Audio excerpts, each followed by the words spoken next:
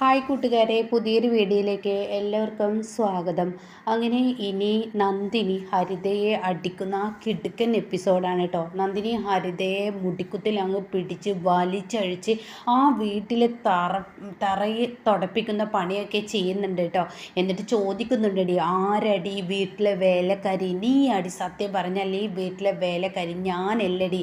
നിന്നെ ഈ വീട്ടിൽ എൻ്റെ അമ്മായിയമ്മ എന്ന് പറയുന്നവർ പൊക്കി വെച്ചിട്ടുണ്ടാകും. പക്ഷേ എൻ്റെ അടുത്ത് ഇനി നടക്കില്ലടി, ക്ഷമിക്കുന്നതിലും സഹിക്കുന്നതിലും ഒരു പരിധി ഉണ്ടെന്നൊക്കെ പറഞ്ഞിട്ട് ചറപറ എന്ന് പറയുന്നത് പോലെ ഇങ്ങനെ ഹരിതയെ ഇട്ട് അടിക്കുന്നത് കണ്ട് രാജു പോലും വിറച്ചു പോവുകയാണ് കേട്ടോ. കാരണം സൂര്യക്ക് എന്ന അപകടം പറ്റിയപ്പോൾ നന്ദിനിയുടെ സ്വഭാവം പുറത്ത് വന്നതുപോലെ ഒരു സംഭവം ഉണ്ടാകുമ്പോൾ നന്ദിനിയുടെ സ്വഭാവം പുറത്തു വരികയാണ് കേട്ടോ.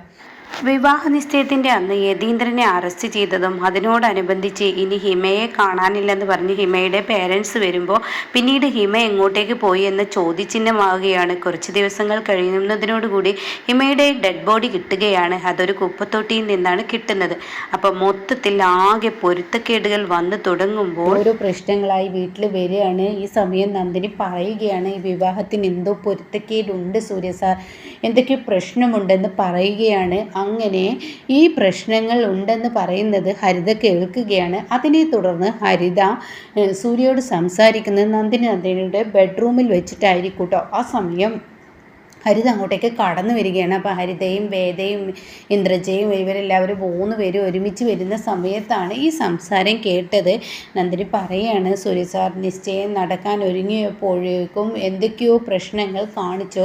യതീന്ദ്രൻ സാറിനെ പോലീസ് അറസ്റ്റ് ചെയ്തു. അതുകൊണ്ട് തന്നെ ഈ വിവാഹം ഒരിക്കലും നടക്കാൻ പാടില്ല. ഈ ഇതിനോട് എന്തോ പ്രശ്നമുണ്ടെന്നാണ് എൻ്റെ താനൂരമ്മ പറയുന്നത് എന്ന് ഹരിത കേൾക്കണം. അപ്പം ഹരിത സൂര്യയുടെ റൂമിലോട്ട് ഇടിച്ച് കയറി വരികയാണ്. എന്നിട്ട് പറയണം, ആരടി നീ, എന്തിനാടി പിന്നെ എൻ്റെ ഏട്ടനെ കുറിച്ച് ഇങ്ങനെയൊക്കെ പറയുന്നത്? ഈ വിവാഹം നടക്കില്ലെന്ന് പറയണേ, ഈ വേലക്കാരിയായി നിനക്ക് എന്ത് റോളാണുള്ളത് എന്നൊക്കെ പറയണേ. സമയം നന്ദിനി ആകെ ഷോക്കാവാണ്. നന്ദിനി ഒന്നും മിണ്ടില്ല. ഇരിക്കുന്ന ഭാഗത്ത് നിന്നും സൂര്യ ചാടി എണീക്കുകയാണ്. എന്നിട്ട് സൂര്യ പറയണേ, എടി വൃത്തികെട്ടവളെ, മറ്റുള്ളവരുടെ റൂമിലോട്ട് കയറി വരാനുള്ള ആ ഒരു ഇതുപോലും നിനക്ക് നാണവും മാനവും ഇല്ലാത്തൊരു പെണ്ണായിപ്പോയല്ലോ. ഞാനും എൻ്റെ ഈ നിൽക്കുന്ന നന്ദിനിയും ഭാര്യ ഭർത്താക്കന്മാരാണ്, ഞങ്ങൾ തമ്മിൽ പലതും സംസാരിക്കും. അപ്പോൾ ഹരിത പറയണേ, നീയും നിൻ്റെ ഭാര്യയും നീ പറയുന്ന അല്ലാതെ ഈ വീട്ടിൽ ആരും നിൻ്റെ ഈ നിൽക്കുന്ന നന്ദിനി ഭാര്യയാണെന്ന് അംഗീകരിച്ചിട്ടില്ലല്ലോ. ഇവള് വേലക്കാരി, അടിമ എന്നൊക്കെ പറയാൻ കേട്ടോ. ഈ സമയം അത് കേട്ടിട്ട് അങ്ങോട്ടേക്ക് ഉദയനും യതീന്ദ്രനും അതുപോലെ പത്മയും വന്ദനയും കൂടി കയറി എത്തണം. എന്താ ഇവിടെ പ്രശ്നമെന്ന് പറയണം. അപ്പം ഹരിത പറയണേ, അമ്മേ ഇവള് പറയാണ് പിന്നെ നമ്മുടെ ഏട്ടനുമായിട്ടുള്ള കല്യാണം നടക്കുന്നത് ശരിയല്ല, അതിന് അവളുടെ താനൂരമ്മ എന്തോ പറഞ്ഞു എന്ന്, ഈ കല്യാണം മുന്നോട്ട് പോവാതിരിക്കുകയാണ് നല്ലത് എന്ന് പറഞ്ഞു എന്ന് പറയട്ടോ. സോറി, ഇതിൽ യതീന്ദ്രൻ ഇല്ല കേട്ടോ. അപ്പോൾ ഇത് പറയാണ്. അപ്പോൾ ഇത് കേട്ട ഉടനെ തന്നെ പത്മ പറയണേ, ആരടി നീ ഇതൊക്കെ പറയണേ? ഈ വീട്ടിലെ എല്ലാ അധികാരം നിനക്ക് ഞാൻ തന്നോടി, എൻ്റെ വീടിൻ്റെ താക്കോലും ഈ കുടുംബത്തിൻ്റെ ഭരണം നീ ആയോടി എന്നൊക്കെ ചോദിക്കുമ്പോൾ നന്ദിനി പറയണേ, എൻ്റെ താനൂരമ്മ എന്നോട് ഇങ്ങനെ സൂചിപ്പിച്ചു, അത് ഞാൻ ഇവിടെ പറഞ്ഞു, എൻ്റെ മനസ്സിൽ അങ്ങനെ പറയുന്നതായി എനിക്ക് തോന്നുന്നു, എന്തോ ഈ വിവാഹം മുന്നോട്ട് പോകുന്നത് ശരിയല്ലെന്ന്. അപ്പോൾ അത് കേൾക്കുന്ന പത്മ, ആരടി നീ ഇവിടെ പറയാനെന്ന് പറഞ്ഞിട്ട് പത്മ നന്ദിനിയുടെ നേർക്ക് എടുക്കുമ്പോൾ ഉടൻ തന്നെ സൂര്യ പറയണേ, അത് വേണ്ട, എൻ്റെ ഭാര്യയാണ് ഇവളെ, ഈ വീട്ടിലെ സർവ്വ അധികാരങ്ങളും ഈ വീട്ടിൽ അവൾക്കുണ്ട്, പിന്നെ നിങ്ങളോട് ആരോടും വന്നിട്ട് പറഞ്ഞിട്ടില്ലല്ലോ ഈ നിൽക്കുന്ന പിന്നെ നിങ്ങളുടെ മകനെ കല്യാണം കഴിക്കാൻ പാടില്ലെന്ന് അവൾ പറഞ്ഞു ഇല്ലല്ലോ, ഈ വിവാഹത്തിന് എന്തോ തടസ്സമുണ്ടെന്ന് അവൾ പറഞ്ഞു, അത് എന്നോടാണ് പറഞ്ഞത്, അതും ഞങ്ങളുടെ ബെഡ്റൂമിൽ വെച്ച് അങ്ങനെ പലതും ഞങ്ങൾ പറയും, അതൊക്കെ ഒളിഞ്ഞു നോക്കുന്ന ഈ വൃത്തികെട്ട ഒളിഞ്ഞുകാരിയെ എന്താ വേണ്ടത്, US സ്റ്റാറ്റസ് അന്തസ് എന്നൊക്കെ ഇവള് പറയും, ഇതൊന്നും ഒരു വണ്ണാകട്ടെ നിങ്ങളുടെ മകൾക്കില്ല, നിങ്ങളുടെ മകള് മറ്റുള്ളവരുടെ ബെഡ്റൂമിൽ എത്തി നോക്കുന്ന വൃത്തികെട്ട തേടിച്ചിയാണെന്ന് പറയട്ടോ. അതങ്ങ് കേൾക്കുമ്പോൾ ഉദയൻ അങ്ങ് ദേഷ്യം പിടിക്കണം. ഉദയൻ പറയണത്, സൂര്യ നീ നിൻ്റെ വാക്കുകൾ അതിര് കിടക്കുന്നു, പിന്നെ ഞാൻ എന്ത് പറയണം? നിങ്ങളുടെ മകളെ ഇതിലപ്പുറം പറഞ്ഞാലും ഒരു കുഴപ്പമില്ല, നിങ്ങളുടെ മകൾ എന്തിനാ മറ്റുള്ളവരുടെ ബെഡ്റൂമിൽ എത്തി നോക്കുന്നത്? ഞാനും എൻ്റെ ഭാര്യയും ഇനിയിപ്പോൾ ഞങ്ങളുടേതായ ആ ഒരു കാര്യത്തിലോട്ട് ഒരു ജീവിതം ഞങ്ങൾ തമ്മിൽ പങ്കിടുന്ന സമയത്ത് ഇവളെത്തി നോക്കില്ലെന്ന് ആര് കണ്ടു? പക്ഷേ എന്ന് പറഞ്ഞ് ഹരിതങ്ങ് തിരിയുകയാണ്. അപ്പോൾ ഈ സമയം ഉടൻ തന്നെ ഉദയം പറയാണ്, എന്തിനാടി നീ ഇത് ചെയ്തത്? അപ്പോൾ ഉടൻ തന്നെ അങ്ങനെ ചോദിക്കേ, ഇപ്പോഴാണ് നിങ്ങളൊരു തന്തയും തള്ളയും ആയത്. എന്ത് ചെയ്യാനാണ്, വളർത്തിയ തന്തക്കും തള്ളക്കും ഇവളെ എവിടെ നിർത്തണമെന്ന് അറിയില്ല. അതിന് എൻ്റെ മമ്മി എന്ന് പറയുന്നുള്ള പത്മാ മേഡത്തിൻ്റെ പാതയാണ് പിന്തുടരുന്നതെന്ന് പറഞ്ഞിട്ട് മറ്റുള്ളവരുടെ റൂമിൽ എത്തി നോക്കേ. ഞാൻ എൻ്റെ ഭാര്യയും പലതും സംസാരിക്കും, പലവരെയും പറ്റി കുറ്റം പറയും. പക്ഷെ അത് നിങ്ങളോടൊന്നും വന്ന് പറഞ്ഞിട്ടില്ലല്ലോ. അവൾ എന്നോട് പറയാനുള്ള ആ ഒരു പ്രൈവസി ഉണ്ട് അവൾക്ക്. നിങ്ങളുടെ ഭർത്താവും ഭാര്യയും തമ്മിൽ എന്തൊക്കെ പറയുന്നത് അതൊക്കെ ബെഡ്റൂമിൽ വെച്ച് പറയാനുള്ളതല്ലേ. അവളത് പറഞ്ഞു. ഇവളത് എത്തി നോക്കേണ്ട ആവശ്യം എന്താ? ഇവളതിനെ ഞങ്ങളുടെ ബെഡ്റൂമിൽ കയറി നോക്കുന്നത് തന്തയും തള്ളയും ശരിയല്ലാത്തത് കൊണ്ടാണ്. നിങ്ങളൊക്കെ പഠിപ്പിച്ച പാടല്ലേ മക്കൾക്ക് പഠിയുള്ളൂ. അപ്പോഴേക്കും ഉദയന് ദേഷ്യം പിടിക്കുകയാണ്. അപ്പോൾ എന്തിനാ പറയണേ, ദേ സൂര്യ, നീ പറഞ്ഞ് ഞങ്ങളുടെ നേർക്കെടുക്കരുത്. പിന്നെ എന്ത് പറയാനാണ്, വിവാഹം കഴിച്ചു കഴിഞ്ഞാൽ ഒരു റൂമിലോട്ട് എത്തി നോക്കാൻ പാടില്ല. വിവാഹം കഴിച്ചതെന്നല്ല, ഒരാളുടെ റൂമിലും ഒരാളുടെ കാര്യത്തിൽ ഇടപെടരുത്. നിങ്ങൾ കിടക്കുന്ന റൂമിൽ ഞാനോ അതുപോലെ നന്ദിനിയോ ഒന്ന് എത്തി നോക്കിയാൽ നിങ്ങൾ എന്ത് പറയും? നിങ്ങളിതിലും വലിയ വാക്കുകളല്ലേ നിങ്ങളുടെ മകൾ പ്രയോഗിക്കുക. അപ്പം അതുകൊണ്ട് എൻ്റെ ഭാര്യ എന്നോട് പലതും പറയും. മര്യാദക്ക് നിങ്ങൾ ഈ റൂമിൽ നിന്ന് പോയാൽ നിങ്ങൾക്ക് നല്ല, അല്ലെങ്കിൽ ഇതിലും വലിയ തെറി ഞാൻ പറയുമെന്ന് പറയുമ്പോൾ ഉടൻ തന്നെ ഉദയം, എടി ഇനി ആവശ്യമില്ലാത്ത കാര്യങ്ങളിൽ ഇടപെടേണ്ട. അവളുടെ ഭർത്താവിനോട് പറഞ്ഞെങ്കിൽ നിനക്കെന്താ ഹരിത, നീ ഇങ്ങ് വന്നേ എന്ന് പറഞ്ഞിട്ട് പുറത്തോട്ട് കിടക്കണം. അങ്ങനെ ഇവർ പുറത്ത് പോവുകയാണ് കേട്ടോ. ഇതേ സമയം ഹരിതക്കാണെങ്കിലും ഇത് വലിയ ദേഷ്യമാവാണ്.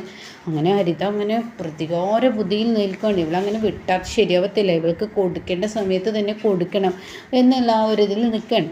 ഈ സമയം പിറ്റേ ദിവസം രാവിലെ ആവാണ്. രാജു കിച്ചണിലുണ്ടാവും. അപ്പോൾ രാജുവിനോട് ചോദിക്കുകയാണ്, ഇന്നെന്താ കോഫി ഒന്നും ഇല്ലേ എന്ന് ചോദിക്കുകയാണ്. ഈ സമയം രാജു പറയണേ, ഞാൻ എണീറ്റതേ ഉള്ളൂ, കോഫി ഉണ്ടാക്കിക്കൊണ്ടിരിക്കുകയാണ്. അപ്പോൾ ഉടൻ തന്നെ രാജുവിൻ്റെ കരണം നോക്കി ഒന്നങ്ങ് കൊടുക്കണം കേട്ടോ.